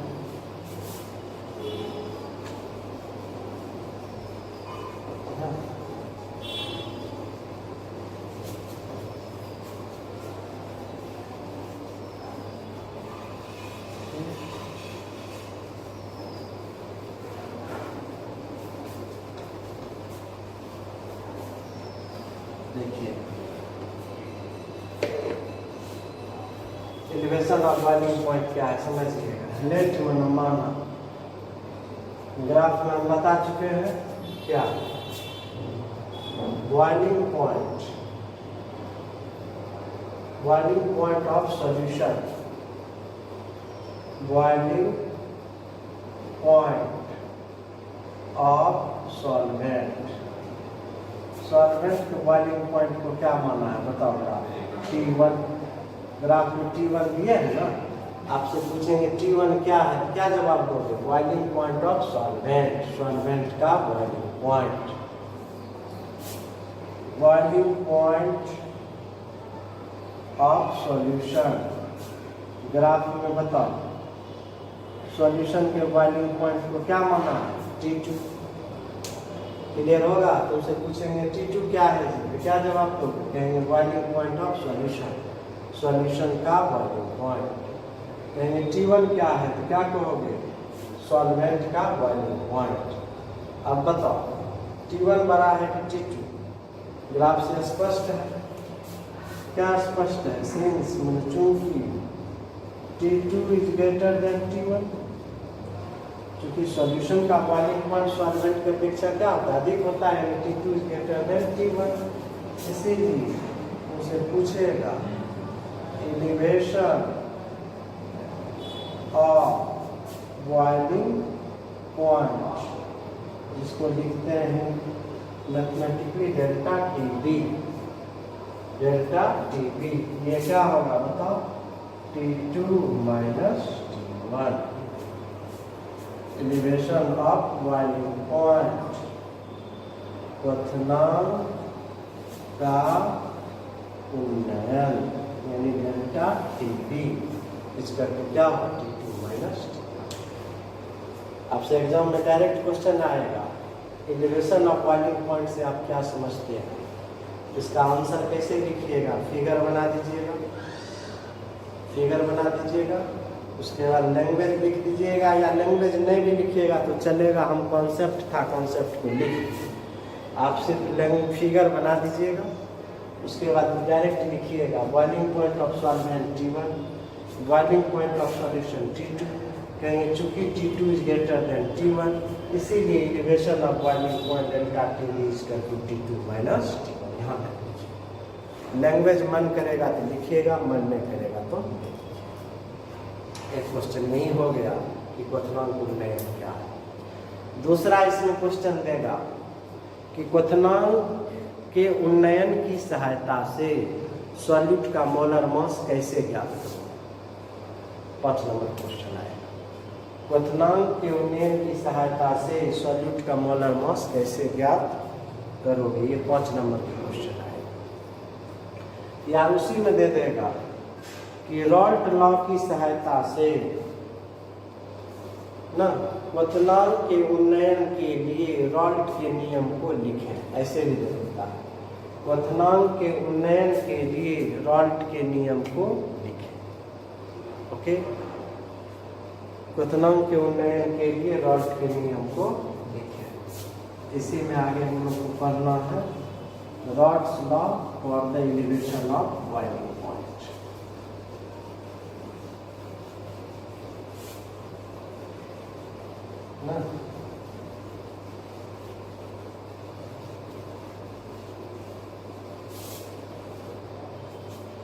Rod's law of elevation of boiling point. Rod's law for elevation of boiling point. क्वथनांक के उन्नयन के लिए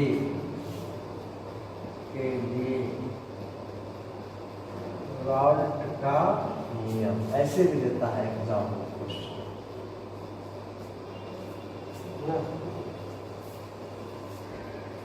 ऐसे भी क्वेश्चन देता है क्वथनांक के उन्नयन के लिए रॉल्ट के नियम को। तो देखो, इसके पहले हम आपको मोलेबिलिटी पढ़ा चुके हैं भैया, बढ़िया से सारा खेला मोलेबिलिटी पढ़ाएंगे। मोलेबिलिटी किसको कहते हैं? इसको स्मॉल m से डिनोट करते हैं। इसको मैथमेटिकली कैसे लिखते हैं? W2/m2 इंटू 1000/W1 बता चुके हैं। W2/m2 क्या हुआ? मोल हुआ। किसका मोल हुआ? सॉल्यूट के मोल की संख्या को ही हम लोग W2/m2 उसमें बताए कि the number of moles of solute dissolve in 1 kg solvent is called molality of solution. It is denoted by small m। 1 kg solvent में सॉल्यूट के घुले मोल की संख्या को मोलेबिलिटी कहा जाता है। इसे स्मॉल m से सूचित करते हैं। पढ़ा चुके हैं, फिर हम रिपीट कर दे चुके हैं जरूरत है। अब हमको पढ़ना है यहाँ क्या? Raoult's law for the elevation of boiling. क्वथनांक के उन्नयन के लिए रॉल्ट के नियम क्या कहता है? देखो, क्वथनांक के उन्नयन के लिए रॉड के नियम क्या कहता है for a dilute solution the elevation of boiling point, elevation of boiling point क्या होगा डेल्टा टीवी। देखो यही है रॉड सी, डेल्टा टीवी क्या होगा एलिवेशन ऑफ बॉइलिंग पॉइंट। तो रॉड का लॉ क्या कहता है फॉर ए डाइल्यूट सॉल्यूशन, ऐसा सॉल्यूशन जिसमें सॉल्यूट की मात्रा कम है उसको डाइल्यूट सॉल्यूशन कहते हैं। For a dilute solution the elevation of boiling point is directly proportional to the molar concentration of solute in the solution. Molar concentration of solute in the solution. Molarity को denote करते हैं M से, molarity, है ना। यही क्या कहलाता है rods. Elevation of boiling point is directly proportional to molarity. इसी को हम लोग क्या कहते हैं रॉड्स, इसके लिए for the elevation of boiling. समझे मैथमेटिकली। डेल्टा टीवी क्या हुआ elevation of boiling point is directly proportional to molarity, this is known as Raoult's law for elevation of boiling. इसी बात को लिखते हैं तो समझाए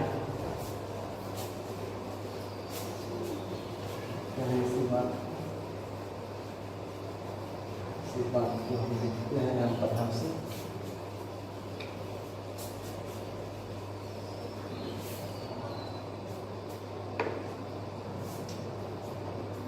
For a dilute solution,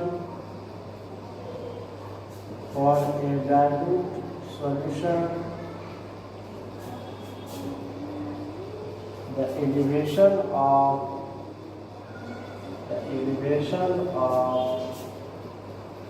boiling point, the elevation of boiling point is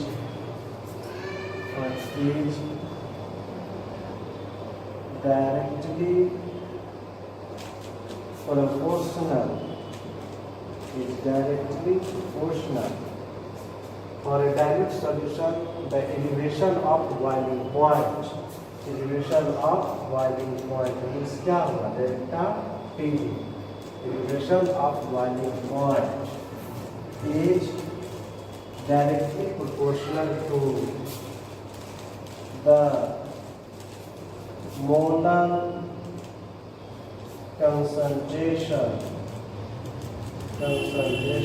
of solute, molar concentration of solute in the solution। आपको आएगा कि लाइन लिखना है हिंदी में लिख लें। इसी तनु विलयन के लिए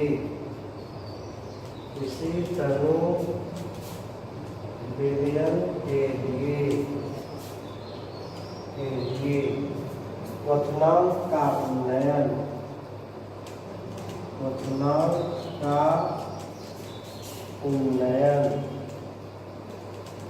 ना विलयन के लिए क्वथनांक का उन्नयन सॉल्यूशन में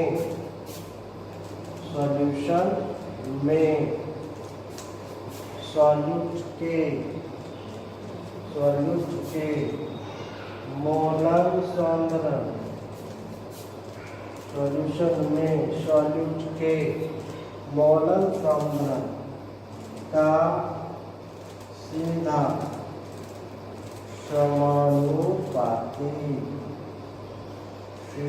समानुपाती मोलर सांद्रण M का सीधा समानुपाती होता है। इसी को कहते हैं रॉड। इसके लिए एग्जाम में स्पष्ट पूछता है कि क्वथनांक के उन्नयन के लिए रॉड के नियम को लिखें, तो यही लिखिएगा। इंग्लिश वाले इंग्लिश में लिखिएगा, हिंदी वाले हिंदी में लिखिएगा। अब रॉड्स लॉ क्या है देखिएगा। रॉड्स लॉ क्या है इसको देखिए आप।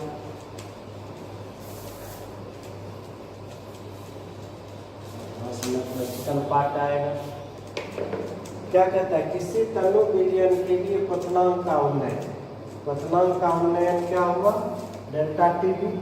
क्वथनांक का उन्नयन क्या हुआ बताओ डेल्टा टीवी क्वेश्चन नंबर 9 क्या हुआ, डेल्टा टीवी सॉल्यूशन में सॉल्यूट के मोलर संबंध क्या हुआ, m का सीधा क्या होता है, समानुपाती होता है। यानी डेल्टा टीवी जो है वह m का क्या है, सीधा समानुपाती होता है, डायरेक्टली प्रोपोर्शनल होता है। इसी को रॉड लॉ, इसको मिटाते हैं भैया पर बढ़िया से, इसको लिखेंगे देखते हैं, अब हो जाएगा चैप्टर यूनिट जो है कंप्लीट हो जाएगा, समझिएगा। अब आप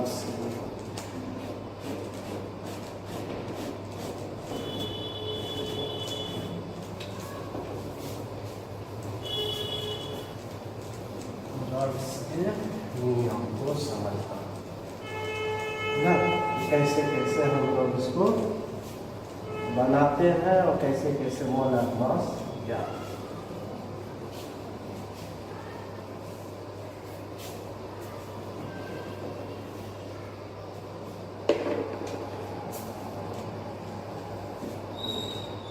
रॉल्ट लॉ यही है, delta TV elevation of boiling point, delta TV क्या हुआ, elevation of boiling point is directly proportional to the molarity of solution या molar concentration of solute in the solution. देखो यही है Raoult's law, delta TV is directly proportional to the molarity of solution, this is known as क्या Raoult's. Okay, आप देखो यहाँ समानुपाती को हटाते हैं, समानुपाती को हटाते हैं, एक कांस्टेंट देते हैं, उस कांस्टेंट को हम लोग क्या करते हैं, के बी, उस कांस्टेंट को क्या करते हैं, के बी। के बी को हम लोग क्या कहेंगे बताओ, के बी को हम लोग कहेंगे बॉइलिंग पॉइंट एलिवेशन कांस्टेंट या एविडियोस्कोपिक कांस्टेंट या मोलर एलिवेशन कांस्टेंट, दो तीन गुना।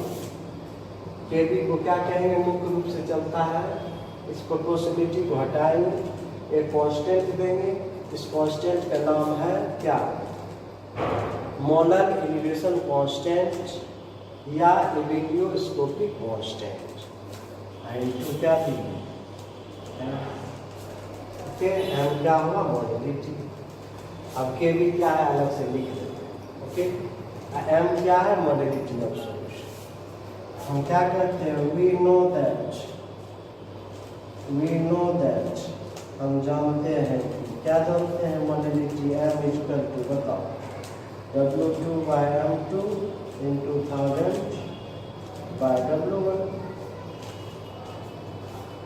ना, W2/m2 1000 by W1, W1 हुआ सॉल्वेंट का वेट, W2 हुआ सॉल्यूट का वेट, M2 हुआ सॉल्यूट का मोलर वेट या मोलर मास ना। अब m का मान यहाँ पुट कर दें ना, okay, putting the value of m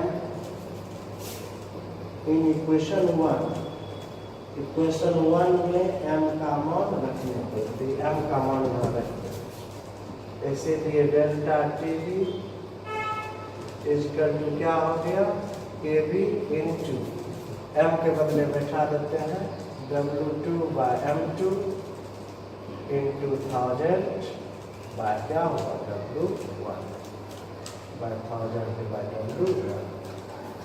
इसी से सारा न्यूमेरिकल हमारा,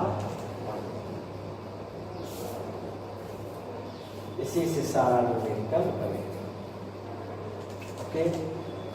अब इसी में तुमको पूछ देगा कि अच्छा पहले सब टर्म को लिख देते हैं कि कौन सा टर्म क्या है।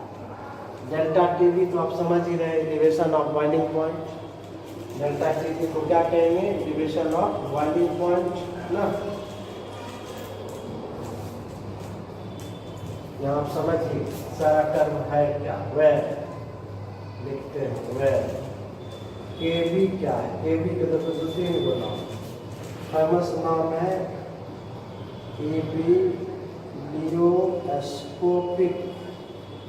एविडियोस्कोपिक कांस्टेंट। के बी को क्या बोलोगे, एबिलियोस्कोपिक कांस्टेंट, या इसी का दूसरा नाम मोलर एलिवेशन कांस्टेंट, मोलर उन्नयन स्थिरांक। दूसरा नाम क्या है? मोलर उन्नयन स्थिरांक। मुख्य रूप से यही चलता है, एबिलियोस्कोपिक कांस्टेंट या मोलर एलिवेशन कांस्टेंट। ऐसी का तीसरा नाम है बॉइलिंग पॉइंट एलिवेशन कांस्टेंट, या कह सकते हो बॉइलिंग पॉइंट एलिवेशन कांस्टेंट ना। क्वथनांक उन्नयन स्थिरांक, इसको हिंदी में क्या कहेंगे? क्वथनांक उन्नयन स्थिरांक। इसको क्या कहेंगे? मोलर उन्नयन स्थिरांक, मोलर उन्नयन स्थिरांक। इसको क्या कहेंगे? एबिलियोस्कोपिक कांस्टेंट, है ना। मोलर उन्नयन स्थिरांक क्या? मोलर उन्नयन स्थिरांक के भी हुआ, या इसी को हिंदी में क्या कहोगे? क्वथनांक उन्नयन स्थिरांक। ये सब हिंदी में चलता है ना। केवी का नाम याद रखना। केवी को क्या पढ़ोगे? यहाँ लिखते हैं ना, डेल्टा टी इज दैट की प्रोपोर्शनल एम। प्रोपोर्शनलिटी को एक हटाए तो कांस्टेंट भी है जिसको केवी कहेंगे। वही केवी यहाँ भी है। केवी को क्या कहोगे? एबिलियोस्कोपिक कांस्टेंट या मोलर एलिवेशन कांस्टेंट या बॉइलिंग पॉइंट एलिवेशन कांस्टेंट। और डेल्टा टी भी क्या है? एलिवेशन ऑफ बॉइलिंग पॉइंट को जानिए रहे। डेल्टा टी भी क्या है? ये क्या होगा? T2 minus T1 elevation of boiling point. क्वथनांक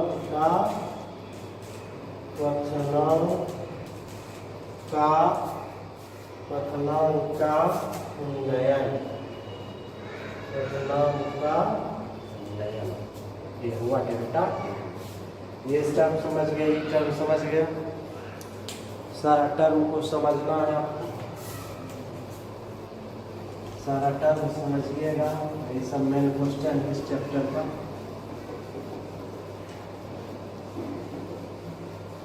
सारा टर्म समझोगे तब ना न्यूमेरिकल बनेगा। डेल्टा टी भी क्या है? Elevation of boiling point. Delta T भी क्या होता है? T2 minus T1। कभी T1 क्या है सर? कहेंगे boiling point of solvent. T2 क्या है? Boiling point of solution. Sir W1 क्या है? W1 वेट ऑफ, वेट कहिए या मास कहिए, वेट ऑफ या mass of solvent. Okay. W2 क्या है? वेट या मास ऑफ क्या? सॉल्यूट। बता चुके हैं, जहाँ भी 2 लिखेंगे उसका मतलब सॉल्यूट होगा, जहाँ भी 1 लिखेंगे उसका मतलब सॉल्वेंट हुआ। दिमाग में रखना, 1 मतलब सॉल्वेंट, 2 मतलब सॉल्यूट। यह किसका वेट? सॉल्वेंट का वेट। यह किसका वेट? सॉल्यूट का वेट। M2 क्या? M2 हुआ molar mass of solute. M2 क्या होगा बताओ? Molar mass of solute. तो जब न्यूमेरिकल बनाओगे तो कभी W1 पूछ देगा, कभी W2 पूछ देगा, कभी M2 पूछ देगा। ऐसे क्वेश्चन आएगा न्यूमेरिकल। कभी कभी एग्जाम में पूछेगा एलिवेशन ऑफ बॉइलिंग पॉइंट की सहायता से सॉल्यूट का मोलर मास कैसे निकालोगे? M2 कैसे निकालोगे? क्वेश्चन पर ध्यान देना, 5 नंबर का क्वेश्चन आ जाएगा। कैसे? देखो हम क्वेश्चन बाद में लिख देंगे, इसी बात को जो बोल रहे हैं आंसर यही है जो पढ़ा। आपको आएगा कि क्वथनांक के उन्नयन से आप क्या समझते हैं, उसी में जोड़ेगा आगे कि क्वथनांक के उन्नयन की सहायता से सॉल्यूट का मोलर मास कैसे ज्ञात किया जाता है, यानी M2 पूछना। तो M2 पूछेगा तो M2 को यहाँ कर दोगे, डेल्टा टी यहाँ कर दो, यानी वहाँ तक पढ़ोगे। इसीलिए M2 पूछेगा तब क्या लिखोगे, KB into W2 into 1000, W2 into 1000 बटन, KB इंटू W2 इंटू 1000 बटन, M2 यहाँ दिए तो डेल्टा टी यहाँ दिए, डेल्टा टी गुना W1, M2 इक्वल टू क्या देंगे, M2 यहाँ दिए, इसलिए क्या होगा डेल्टा टी गुना W1। ये क्या हुआ, सॉल्यूट का मोलर मास। आपसे पूछेगा एलिवेशन ऑफ बॉइलिंग पॉइंट की सहायता से सॉल्यूट का मोलर मास कैसे निकालोगे, तो वहां से स्टार्ट करते करते यहाँ तक आओ। क्लियर हो गया, यहाँ तक ठीक, यहाँ तक। उसी में तुमको पूछ देगा कि क्वथनांक उन्नयन से क्या समझते हैं, क्वथनांक उन्नयन के लिए रॉड के नियम को लिखे, तो उसमें भी आप वहां से लिखते समझ रहे हैं। अब दूसरा क्लास में हम आपको बताएंगे कि केबी इलियोस्कोपिक कांस्टेंट क्या है, इसको बताएंगे। उसके बाद क्या पढ़ाएंगे, कभी क्वेश्चन 2 नंबर के दे देता है कि सॉल्यूशन का बॉइलिंग पॉइंट सॉल्वेंट की अपेक्षा अधिक होता है क्यों, बता ही दिए हैं, उसी को क्वेश्चन आंसर लिख देंगे। उसके बाद हम और इसमें बताएंगे कि दिखाइए कि, ऐसे भी क्वेश्चन आता है क्वेश्चन बैंक में, आप देखिएगा, दिखाइए कि एलिवेशन ऑफ बॉइलिंग पॉइंट एक कॉलिगेटिव प्रॉपर्टी है, कभी ऐसे क्वेश्चन आता है, उसको बताएंगे। और फिर इससे रिलेटेड न्यूमेरिकल बताएंगे, इसको सेकेंड क्लास में बताएंगे, एक क्लास में नहीं हो सकेगा बच्चों। ठीक है, तो कोशिश करेंगे कल इसको देख के पूरा कर देंगे, इस पार्ट को पूरा कर देंगे। थैंक्स।